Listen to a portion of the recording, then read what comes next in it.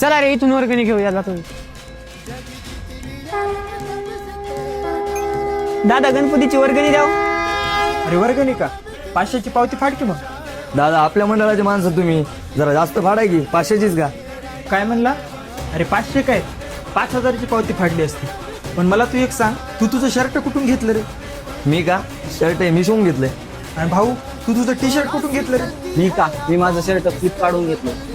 दादा तू तुझं शर्ट मिशोवून घेतलं, तू तुझं शर्ट फ्लिपकार्टून घेतलं आणि वर्गणी मागायला मात्र आपल्या मंडळाच्या जवळच्या दुकानावर आपण येतो. मग तुम्ही वर्गणी मागायला मिशोला फ्लिपकार्टकडे का जात नाही तर तुम्ही आपल्या जवळच्याच माणसाकडे येता.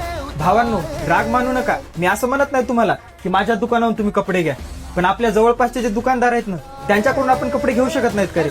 आपण वर्गणी मागायला आपल्या मंडळाच्या जवळच्या दुकानावर जातो, पण जेव्हा आपण कपडे घेत असतो, मोबाईल घेत असतो, ऑनलाईन फ्लिपकार्ट मिशोवरून घेतो, सगळ्या कंपन्या आहेत ना त्या सगळ्या कंपन्या फक्त आपल्या जीवावर आज मोठ्या झाल्यात रे.